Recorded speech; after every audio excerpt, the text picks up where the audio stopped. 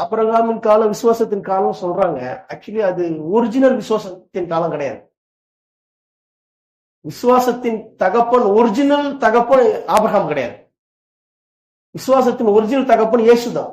அப்போ இயேசு என்னென்னலாம் கொண்டு வர போறாரோ அது எல்லாத்தையுமே என்ன அப்படின்னா,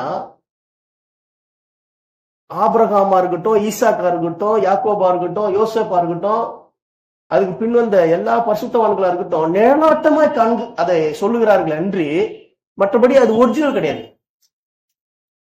நிழலாட்டம் என்பது வேற, ஒரிஜினல் என்பது வேற. நிழல் என்பது வேற, நிஜம் என்பது வேற. அப்போ இதைத்தான் கடைசியா யோவான் சொல்றான். கடைசி மனுஷன் யாரு? பழைய ஏற்பாட்டினுடைய கடைசி தேவ மனுஷன் யாரு? யோவான் சொல்றான், நான் அந்த ஒளியை குறித்து சாட்சி கொடுக்க சாட்சியே வந்தேன், நான் அந்த ஒளி அல்ல. அப்போ இவங்க அந்த ஒளி கிடையாது, இவங்க விசுவாசம் கிடையாது. விசுவாசத்தினுடைய ஒரு நிழலாட்டம். அவருடைய இயேசு என்னென்னலாம் செய்ய போறாரு, என்னென்னலாம் பண்ண போறாருன்றதெல்லாம் இவங்க வாழ்க்கை மூலியமா அதை காண்பித்தார். அதான் சொல்றேன், பழைய ஏற்பாடை நம்ம தன்னிச்சையா படிச்சா புரியாது.